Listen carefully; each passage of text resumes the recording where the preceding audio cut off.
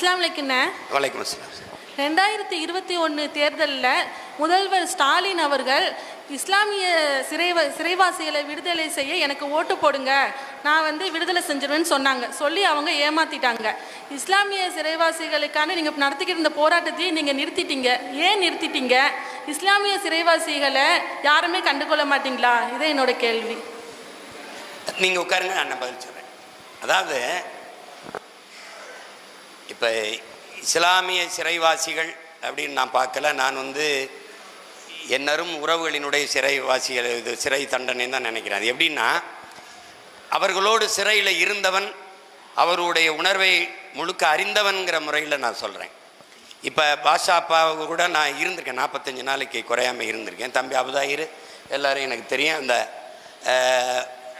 Police பக்ருதீனெல்லாம் எனக்கு தெரியும். தம்பி என்னோட வெளியில் வரும்போது, பிணை விடுப்பில் வரும்போது பேசி அண்ணா என் விடுதலைக்கு ஏற்பாடு பண்ணணும்.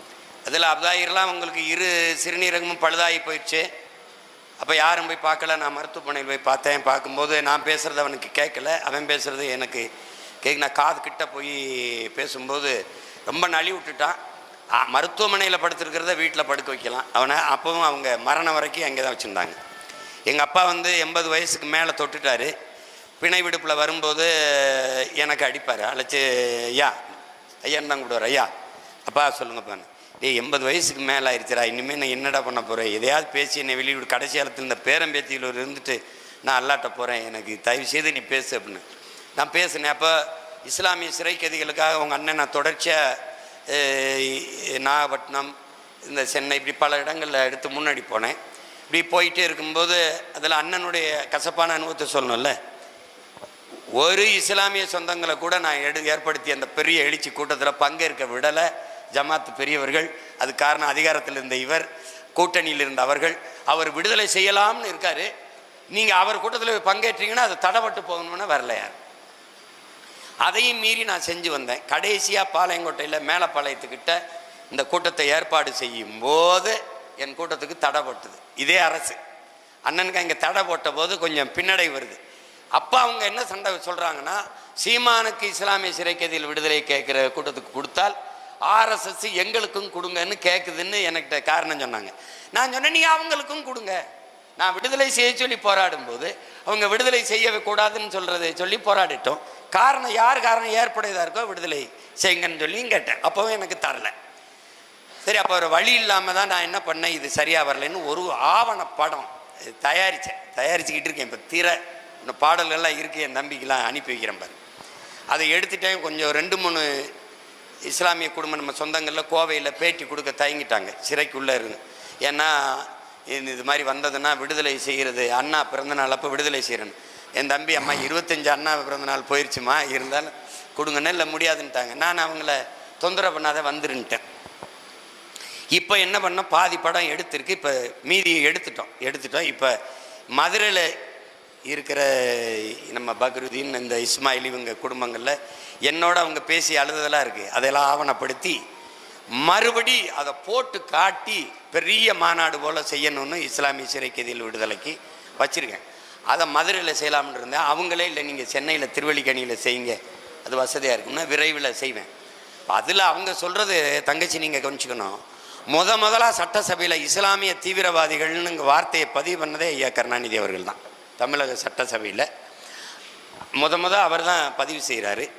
முதல்ல ஐயா ஸ்டாலின் 21 தேர்தலில் நீங்கள் சொன்ன மாதிரி இஸ்லாமிய அப்படின்னு சொல்லாமல் அப்பாவி இஸ்லாமிய சிறை கைதிகள் விடுதலைக்கு எனக்கு வாக்கு செலுத்துங்கன்னு சொன்னார்.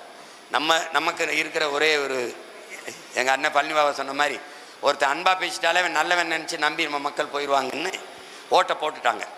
போட்டு கடைசி அவர் அதிகாரத்துக்கு வந்த பிறகு ஆளுநர் கையெழுத்திட மாட்டேங்கிறாருன்னு சொல்லிட்டாங்க. உங்களுக்கே தெரியும், அவர் பிஜேபி ஆளுநர், அனுப்புனா கையெழுத்திட மாட்டார்னு உங்களுக்கு தெரியும். ஆளுநர் கையெழுத்திட்டால் நான் விடுதலை செய்கிறேன்னு தான் நீங்கள் சொல்லியிருக்கணும். அன்னைக்கு அப்படி தானே சொல்லியிருக்கணும். 1000 ரூபா பெண்களுக்கு கொடுக்குறேன்ட்டு, தகுதி வாய்ந்த பெண்களுக்குன்னு. அப்படின்னா எங்கள் அம்மா அக்கா சரி தகுதியான இல்லை, நீ யார் முதல்ல? இப்போ அந்த மாதிரி கடைசி நேரத்தில் ஆளுநர் கையெழுத்த காரணம் காட்டி மறுத்துட்டார். இப்போ உங்கள் அண்ணன் முதலமைச்சர்னு வச்சுக்கிறீங்களேன், ஒரு அதிகாலை வெரி ஃபைன் மார்னிங் திரடா கதவை ஆளுநர் இருப்பா மக்களால் தேர்வு செய்யப்பட்ட 8 கோடி மக்களால் தேர்வு செய்யப்பட்ட ஜனநாயக மக்களாட்சி கோட்பாட்டை ஏற்றுக்கொண்ட ஒரு நாட்டில் 8 கோடி மக்களால் தேர்வு செய்யப்பட்ட முதன்மை அமைச்சருக்கு இல்லாத அதிகாரம் ஒரு நியமன உறுப்பினர், மக்களால் தேர்வு செய்யப்படாத ஒரு நியமன உறுப்பினருக்கு இருக்குதென்றால் இது மக்களாட்சியா என்ற கேள்வியை நான் எழுப்புவேன். எவன்டைம் பதில் இருக்காது. ஒரு வேளை என்ன நீ செய்வ, என்னுடைய ஆட்சியை கலைப்பேன், மறுபடி தேர்தல் வைப்பேன், அப்போ நான் தான் ஜெயிப்பேன். புரியுதா உங்களுக்கு? அதனால அதுக்கு தங்கச்சி ஒரு வீரம் இருக்கணும். அங்கே யார் இருக்குன்னு ஒரு வீரம் இருக்கணும். நீ என்ன நினைக்கிற, அதை திறந்தா ஆர்எஸ்எஸ் பரப்புரை செய்யும். விடுதலை புலிகள் அந்த இதில் ராஜீவ் கொலையில் விடுதலை செஞ்சால் காங்கிரஸ் கோச்சுக்கிறோம், இஸ்லாமிய சிறைக்கைதில் விட்டால் பிஜேபி கோச்சுக்கிறோம், இந்துக்கள் ஓட்டு போட மாட்டாங்கன்னு. ஓட்டை குறிவைத்து ஓட்டை பற்றி கவலைப்படுகிறவன் நாட்டை பற்றியோ மக்களை பற்றியோ எப்போதும் கவலைப்பட மாட்டான். எனக்கு உங்கள் ஓட்டும் உங்கள் தேர்தலும் வெற்றியும் 5வது 6வது பட்சம்தான். எனக்கு நாடும் மக்களும் தான் முதன்மையானது. இப்போ கூட நான் இவ்வளோ பேசுகிறது நீங்கள் எனக்கு ஓட்டு போட்டுருவீங்கன்னு இல்லை, என் பிறவி கடமை, அதை செய்யணுங்கிறதுக்காக தான் செய்கிறேன். அப்போது உறுதியாக நீங்கள் நம்புங்க.